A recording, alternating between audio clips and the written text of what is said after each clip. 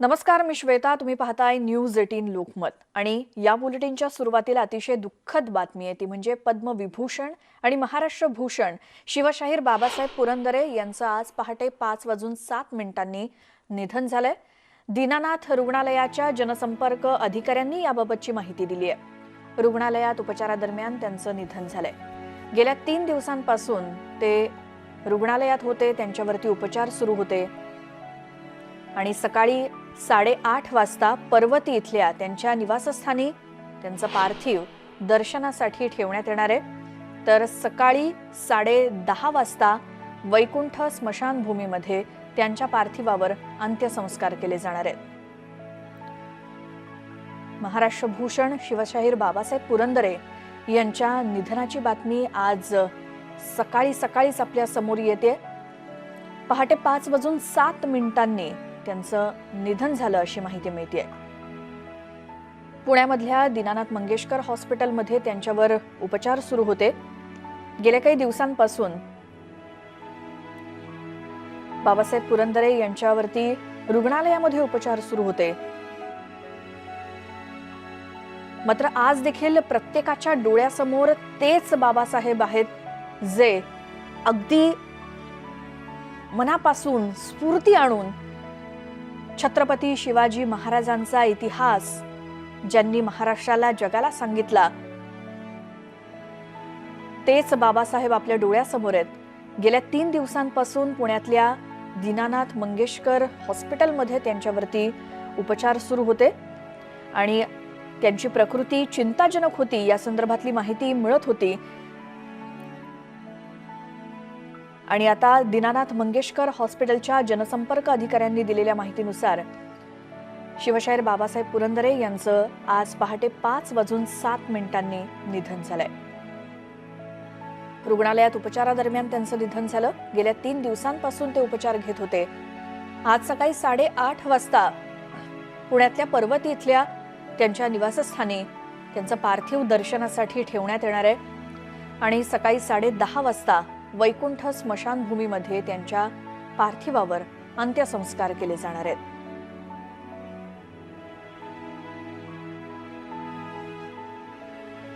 इतिहास प्रेमी एका मोठ्या युगाचा अंत झाला असंच म्हणावं लागेल, कारण शिवशाहीर बाबासाहेब पुरंदरे यांच्या निधनाची बातमी आज सकाळीच आपल्यापर्यंत आली आणि अतिशय दुःखद अशी बातमी संपूर्ण महाराष्ट्रासाठीच, प्रत्येक शिवप्रेमीसाठी.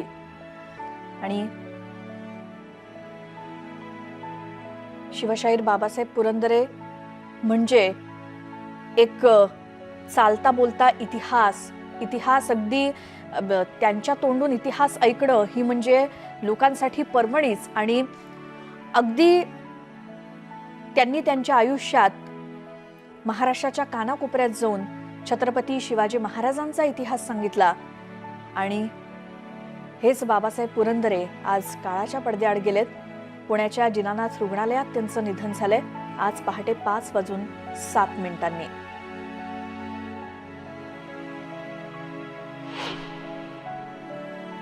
कळवण्यास अत्यंत दुःख होतं की आदरणीय पद्मविभूषण तीर्थरूप बाबासाहेब पुरंदरे यांचे रुग्णालयात उपचार घेत असताना वृद्धापकाळाने आज दिनांक 15 रोजी सकाळी 5:07 दुःखद निधन झाले आहे.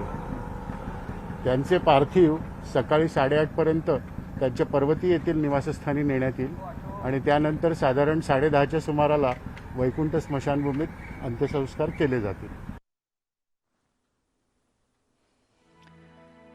पुण्यामधून आमचे प्रतिनिधी वैभव सोनवणे आपल्यासोबत जोडले गेलेत. वैभव, सकाळीच बातमी आली आहे शिवशाहीर बाबासाहेब पुरंदरे यांच्या निधनाची, काय आणखी सांगू शकाल?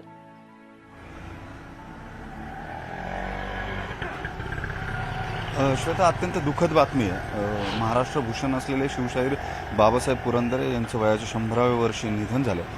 खरं काल रात्रीपासूनच त्यांच्या तब्येतीबाबतच्या अनेक अफवा ज्या आहेत त्या समोर येत होत्या. मात्र अधिकृतरित्या काल रात्री मंगेशकर रुग्णालय प्रशासनानं त्यांना व्हेंटिलेटरवर ठेवलं असल्याचं जाहीर केलेलं होतं. त्याची प्रेस नोट त्यांनी काढलेली होती.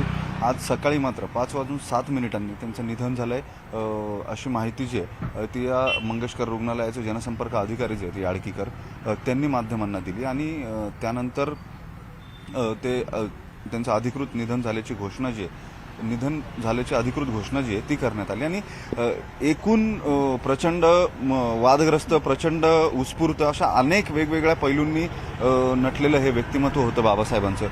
त्यांनी ज्या पद्धतीने इतिहासाचं संशोधन केलं त्यांच्या लेखनाबद्दल अनेक वाद आहेत. त्या वादांनंतरही त्यांनी आपली शिवजागर करण्याची भूमिका जी आहे महाराष्ट्रातलं एक गाव असं नसेल एक तालुका असं नसेल जिथे बाबासाहेबांनी जाऊन पोवाडा गायलेला नाही किंवा इतिहास सांगितलेला नाही. माझ्यासारख्या किंवा माझ्या वयाच्या त्याही पेक्षा वैभव थोडंसं थांबवते आता, कारण आपल्यासोबत अभिनेते शरद पोंक्षे फोन लाईन वरती जोडले गेलेत. शरद पोंक्षेजी, बाबासाहेब पुरंदरे यांचं निधन याची बातमी समोर आली आहे, काय तुम्ही यावरती प्रतिक्रिया द्याल? अतिशय दुःखद निधन, अतिशय फार मोठा इतिहासकार आपण गमावला. फारच मोठे म्हणजे माझ्या अख्ख्या पिढीला जर छत्रपती शिवाजी महाराजांची पहिली ओळख जर कोणामुळे झाली असेल तर ती बाबासाहेबांच्यामुळे झाली.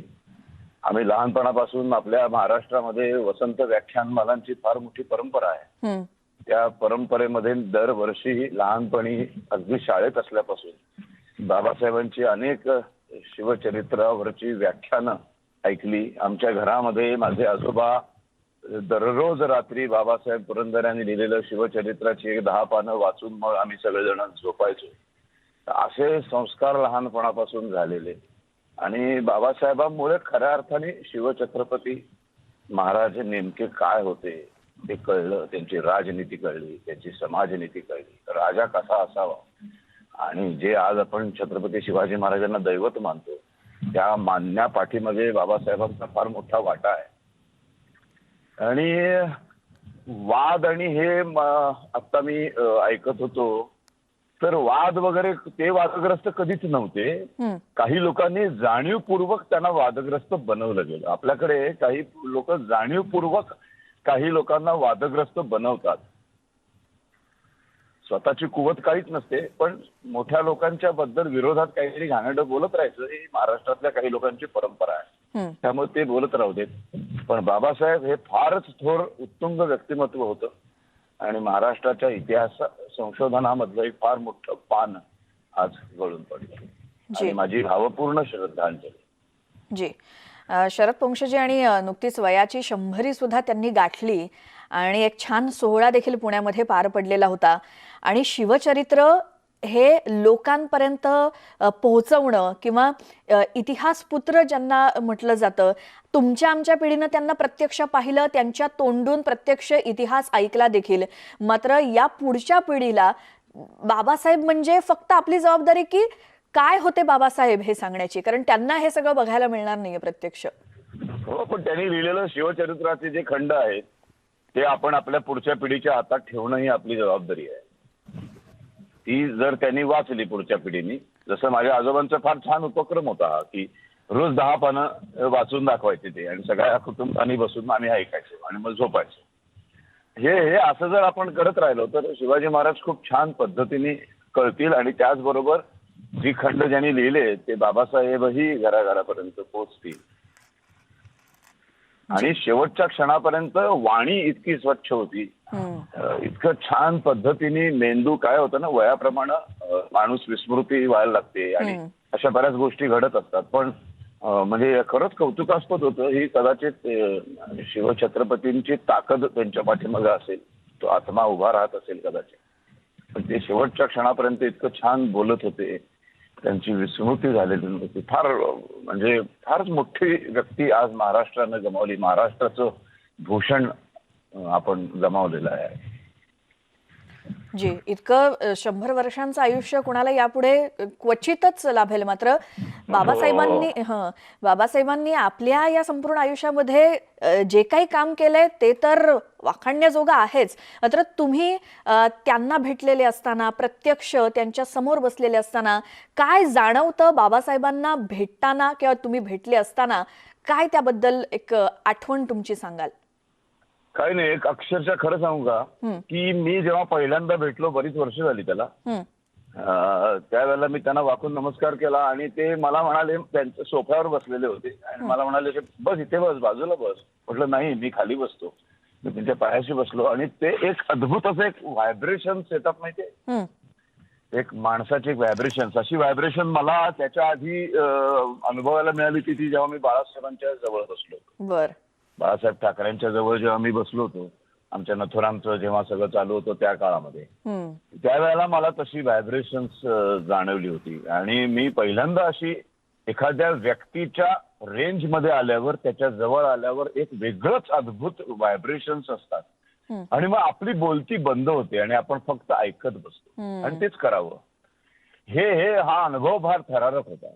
म्हणजे मी असं हे आतापर्यंत कधी जाणवलं नाही मला. कुठल्याही मोठ्या मोठ्या व्यक्तींना मी भेटलोय माझ्या नशिबाने, पण मला असं फार रेअरली जाणवलंय. त्याच्यात मला आता हे 2 जण फार आवर्जून, की एक व्हायब्रेशन्स असतात, एक त्यांच्यामध्ये काहीतरी एक अशी ताकद असते, एक त्यांची बुद्धिमत्ता, त्यांची सचोटी, त्यांचं जे काही पावित्र्य असतं, तो एक आपण म्हणतो ना, एक पवित्र आत्मा आहे हा.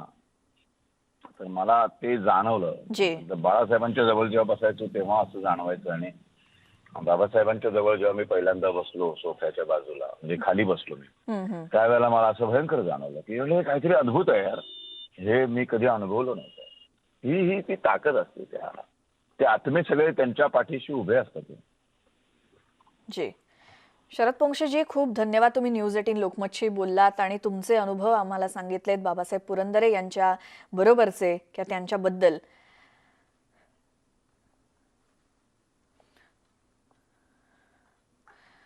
याच संदर्भात आपण आणखी बोलूयात. भाजपचे नेते विनोद तावडे हे देखील आपल्यासोबत फोन लाईनवरती आहेत.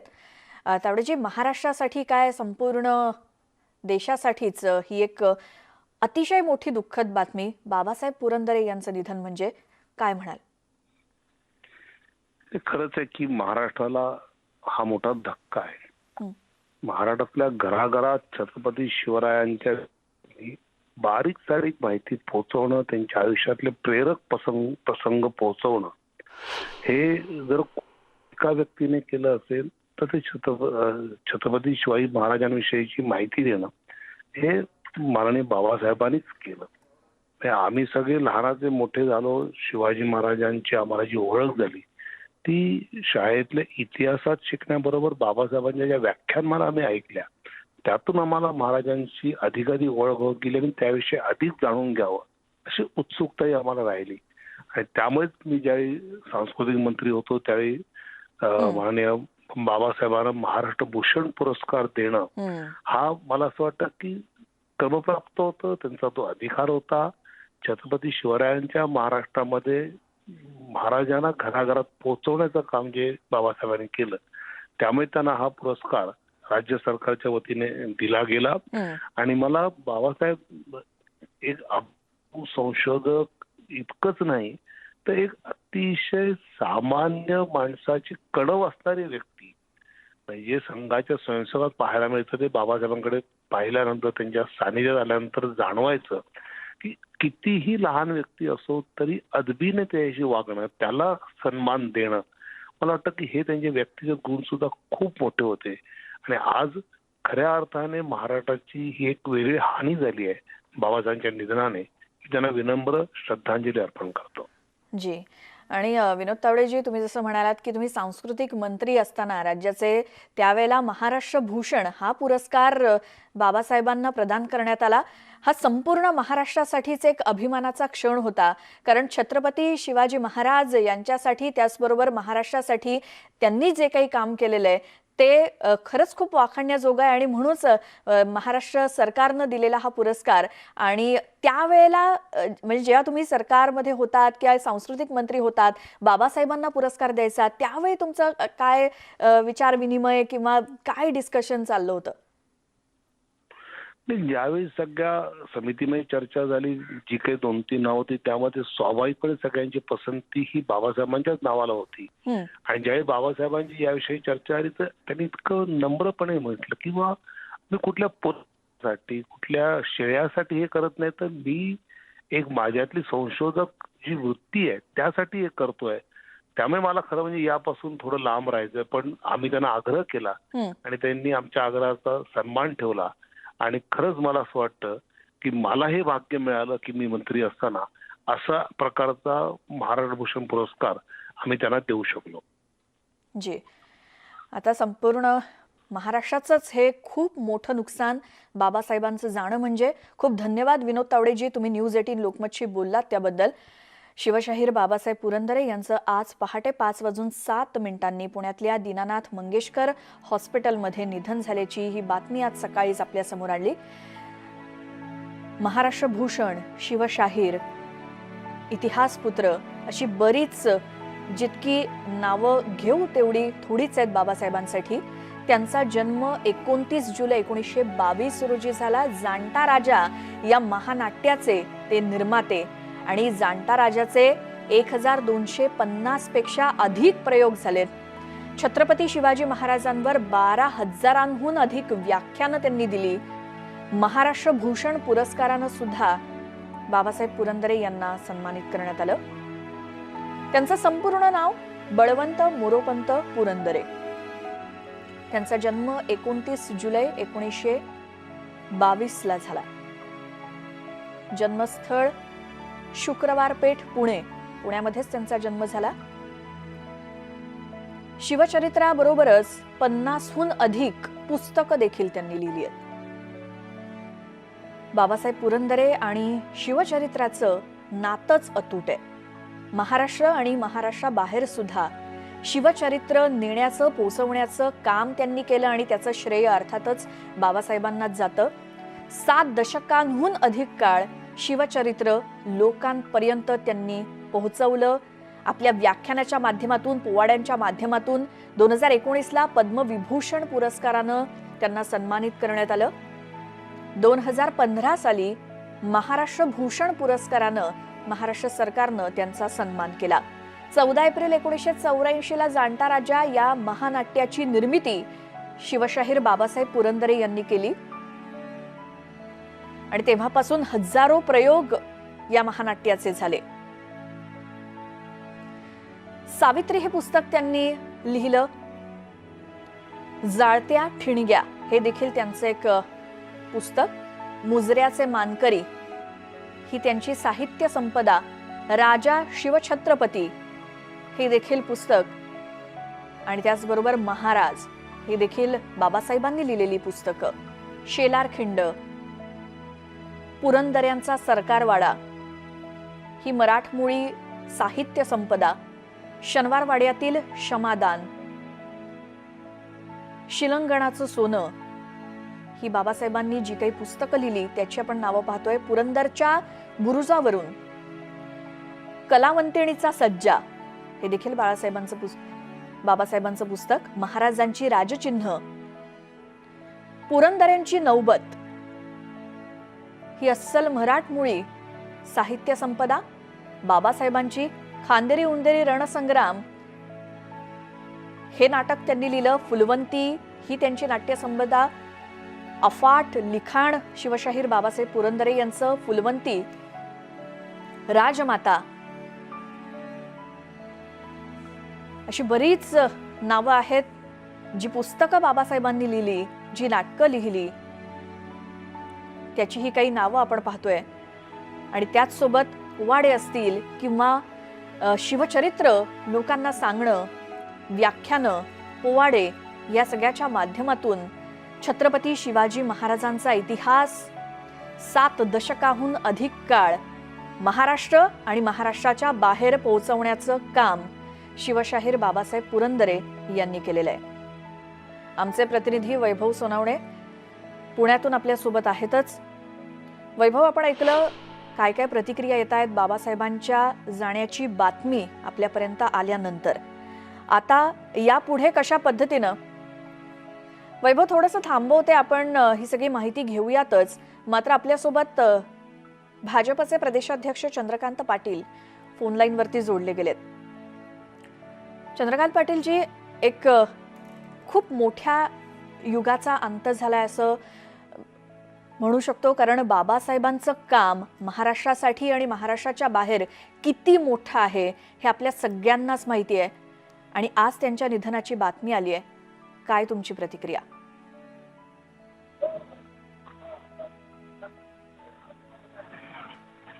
अगदी 2 महिन्यापूर्वी सुद्धा 100 वर्ष पूर्ण झाल्यानंतर जेव्हा पुण्यामध्ये जे त्यांचं स्वप्न आहे शिवसृष्टी उभं करणं, त्याचा 1/4 भाग आता पूर्ण झालाय.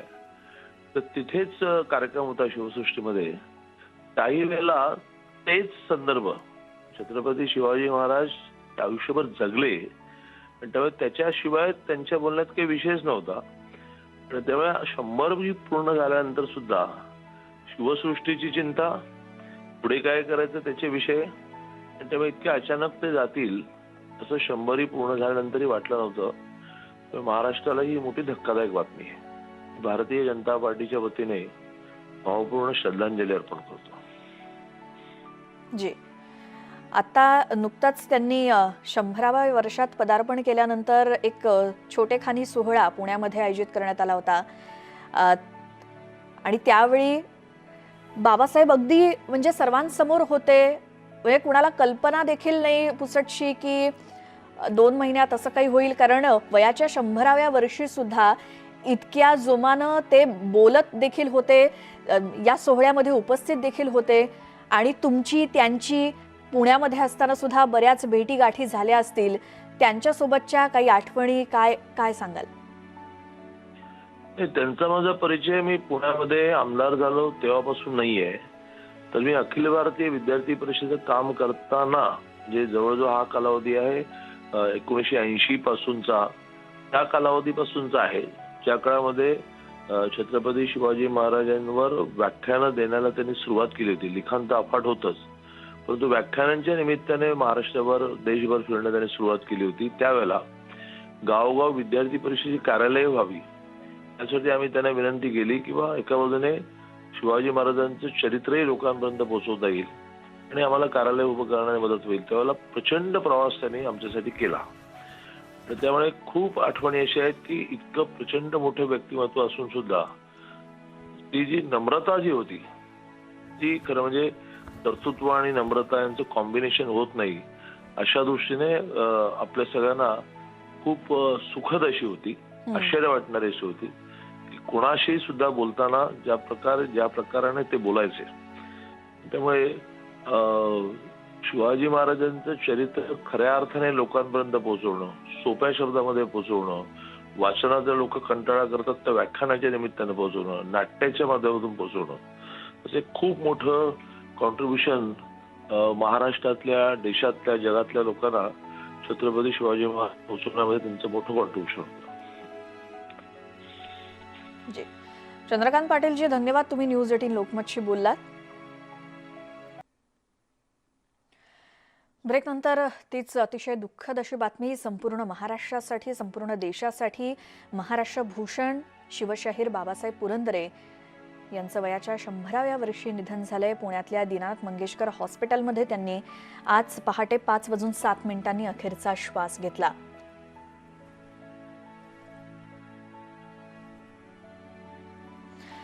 याच संदर्भात आपण अधिक बोलूयात. जाणता राजा प्रतिष्ठानचे जगदीश कदम आपल्यासोबत फोन लाईनवरती जोडले गेलेत.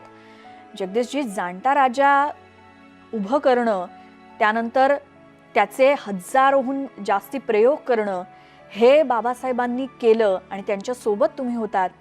काय संपूर्ण आठवणी सांगाल? तर ही दुःखद घटना आपल्या सगळ्यांना आज पहाटे कळाली.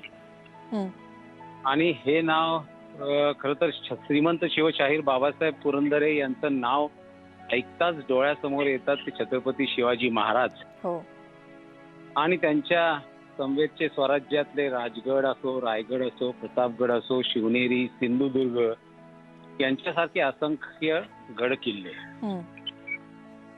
आणि या सर्वांची एकजीव होऊन आपल्या रसाळ आणि लालित्यपूर्ण शैलीने शिवाजी महाराजांचे चरित्र उभ्या महाराष्ट्राच्या घराघरात नेणाऱ्या, एवढंच नव्हे तर घरातील गर्भवती माता भगिनींच्या गर्भापर्यंत शिवचरित्र पोहोचवणारे आपल्या अमोद वक्तृत्वाने मराठी जनांना खिळवून ठेवून त्यांच्यात वीरश्री आणि राष्ट्रभक्तीची ज्योत पेटवणारे हं.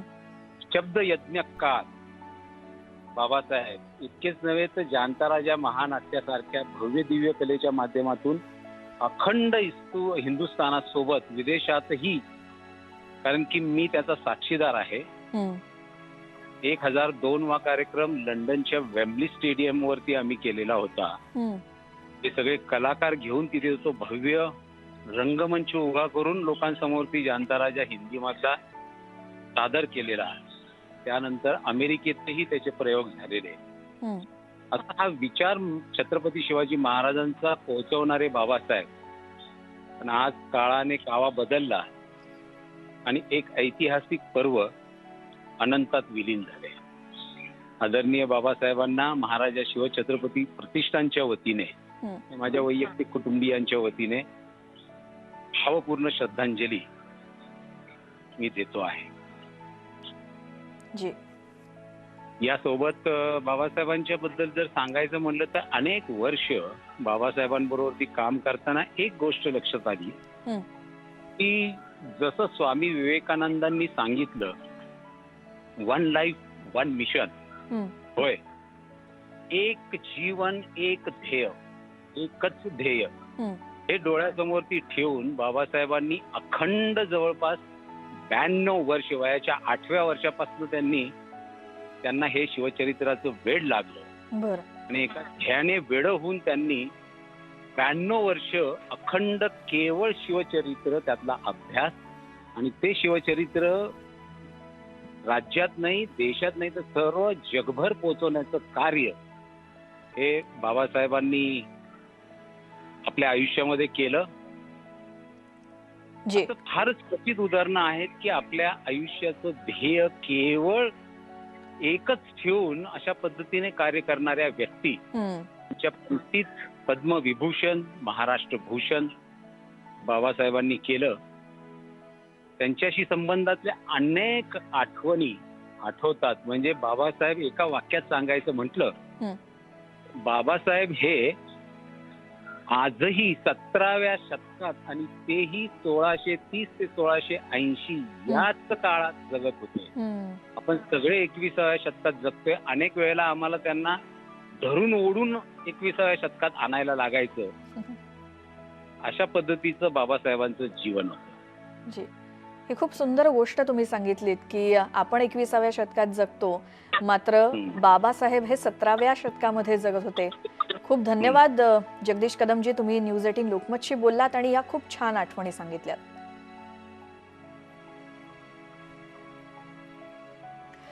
तर केंद्रीय मंत्री नितीन गडकरी यांनी देखील बाबासाहेब पुरंदरे यांना श्रद्धांजली वाहिली आहे ट्विटरवरून. वयाच्या 100व्या वर्षात पदार्पण करून शतायुषी होत असलेल्या सर्वार्थानं शिवमय अशा बाबासाहेबांच्या मनातला उत्साह आणि ऊर्जा, नवनवीन प्रकल्पांच्या कल्पना, वाचन, अभ्यास हे सारच नेहमी प्रेरणादायी आणि भारावून टाकणारं असंच होतं.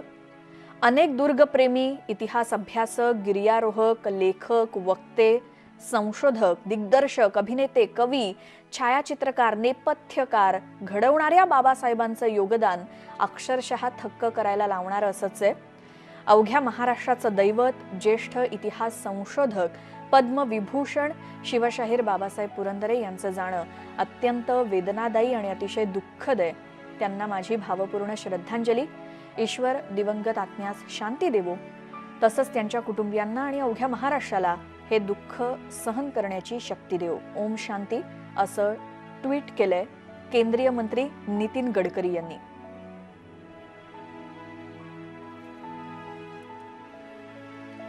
नितीन गडकरी यांनी ट्विटरवरून बाबासाहेबांना श्रद्धांजली अर्पण केली आहे. बाबासाहेबांच्या मनातला उत्साह, ऊर्जा, नवनवीन प्रकल्पांच्या कल्पना, अभ्यास हे सारं नेहमीच प्रेरणादायी आणि भारावून टाकणारं होतं. अनेक दुर्गप्रेमी, इतिहास अभ्यासक, गिर्यारोहक, लेखक, अभिनेते, कवी, छायाचित्रकार, नेपथ्यकार घडवणाऱ्या बाबासाहेबांचं योगदान अक्षरशः थक्क करायला लावणारं असंच आहे. अवघ्या महाराष्ट्राचं दैवत, इतिहास संशोधक, पद्मविभूषण शिवशाहीर बाबासाहेब पुरंदरे यांचं जाणं हे सर्वांसाठीच दुःखद आहे. त्यांना माझी भावपूर्ण श्रद्धांजली.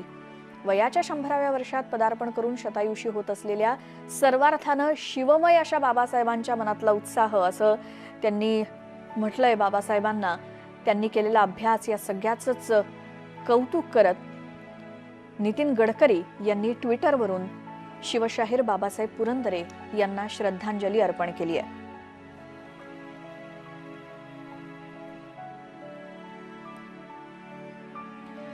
आज पहाटे 5:07 पुण्यातल्या दीनानाथ मंगेशकर रुग्णालयात गेले काही दिवस उपचार सुरू असतानाच बाबासाहेबांच्या निधनाची आज सकाळीच बातमी आपल्या समोर आली. त्यांचा परिचय जर पाहिला तर शिवचरित्रासोबतच त्यांनी अनेक पुस्तकं लिहिली, नाटकं लिहिली. बाबासाहेब पुरंदरे आणि शिवचरित्र यांचं नातं तर अतूटच. जाणता राजा या महानाट्याचे ते निर्माते, ज्याचे 1250हून अधिक प्रयोग झाले. महाराष्ट्रातच नाही, भारतातच नाही तर भारताबाहेर सुद्धा झाले. 2019ला पद्मविभूषण आणि 2015ला महाराष्ट्र राज्याचा महाराष्ट्र भूषण या पुरस्कारानं त्यांना सन्मानित करण्यात आलं.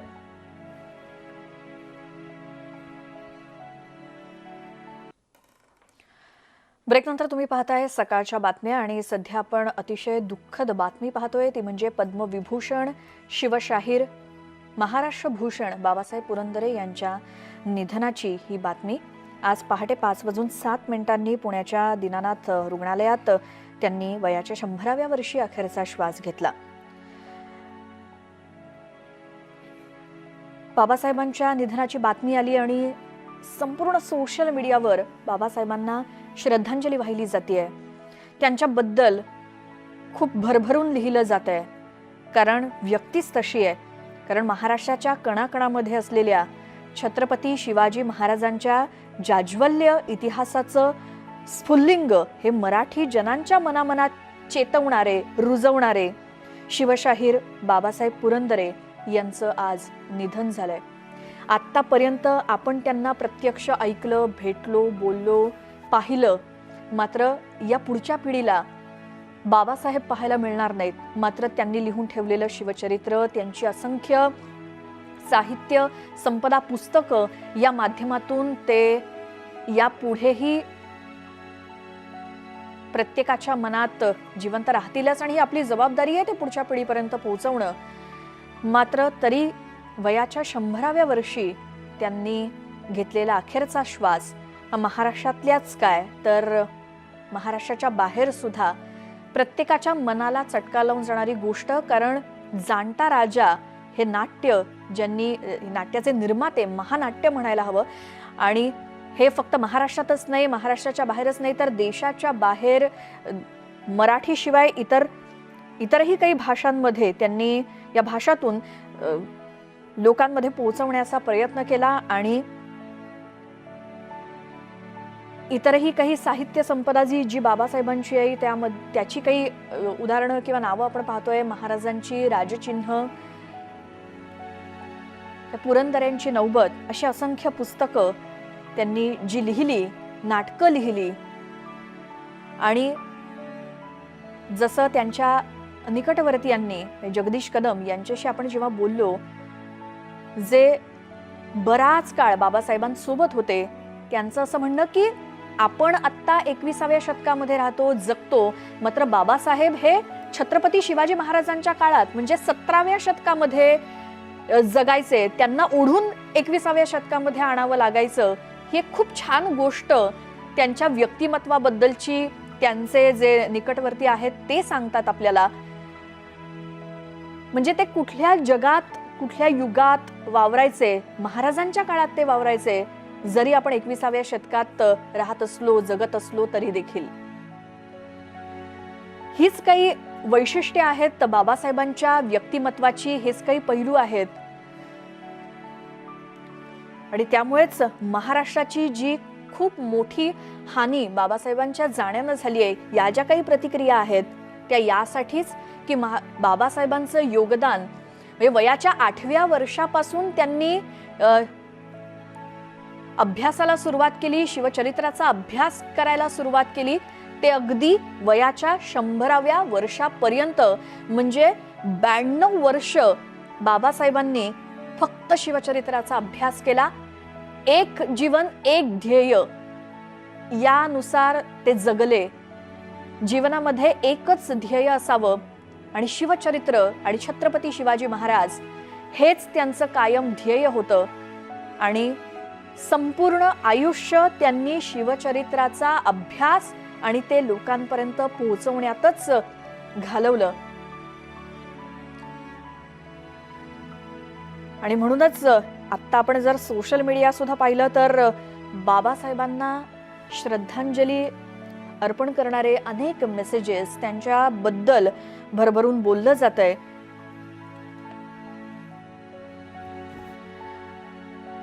आपण काही दिग्गजांशी सुद्धा या निमित्तानं बोलतोय. इतिहासकार विश्वास पाटील आपल्यासोबत जोडले गेलेत फोन लाईन वरती.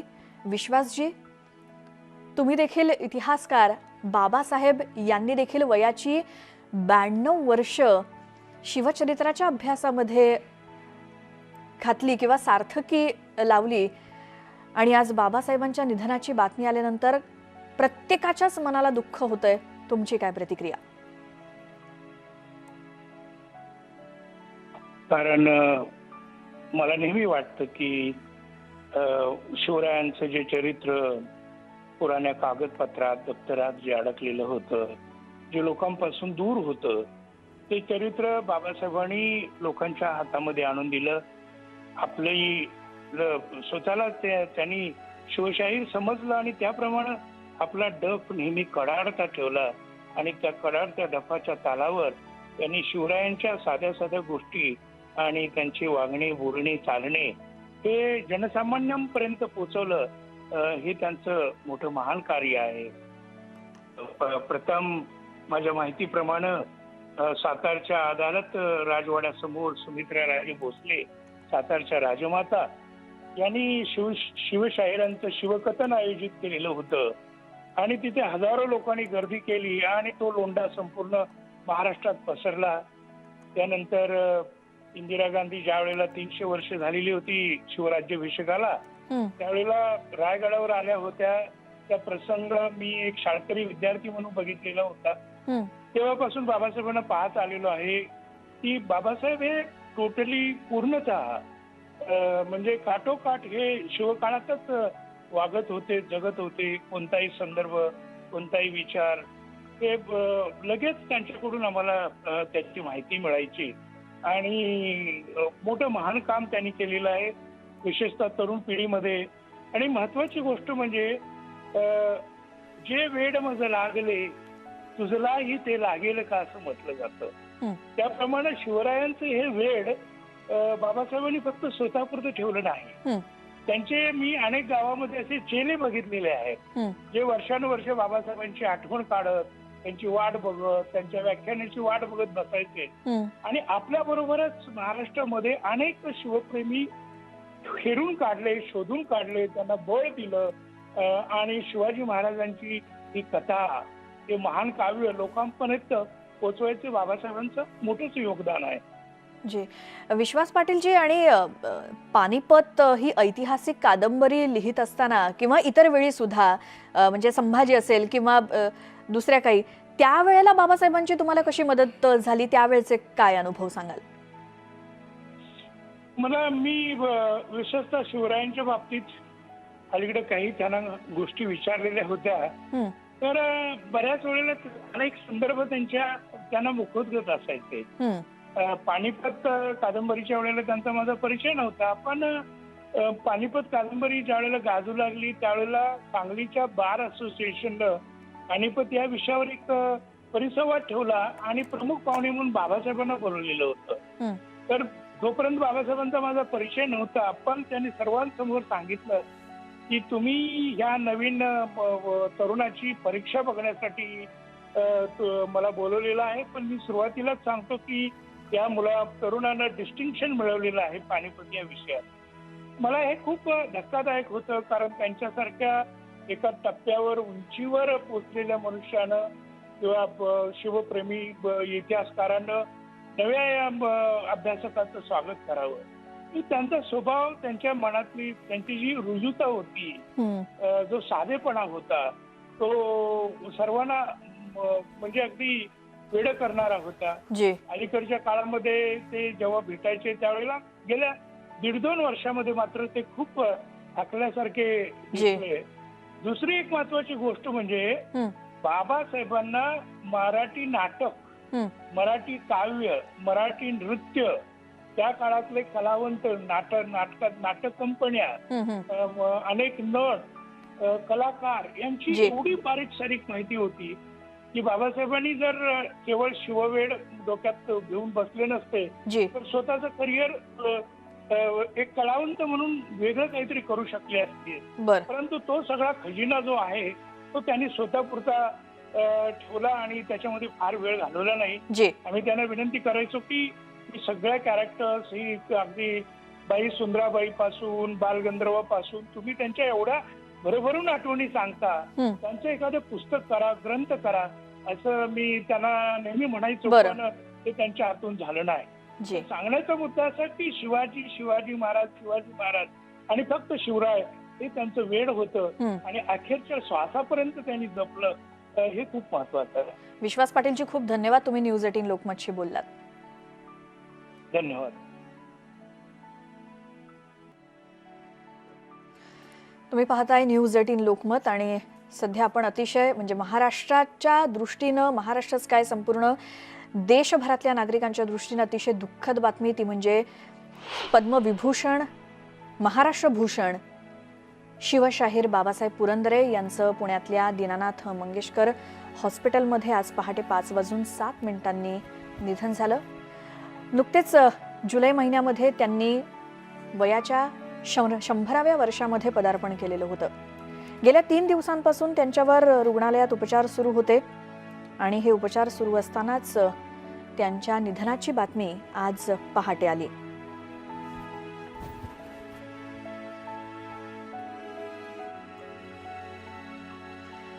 या सगळ्या संदर्भातले अपडेट्स आपण घेत राहूच, इतरही बातम्या पाहूयात. मात्र आता वेळ झाली आहे या बुलेटिनमध्ये इथेच थांबण्याची. तुम्ही पाहत राहा न्यूज 18 लोकमत.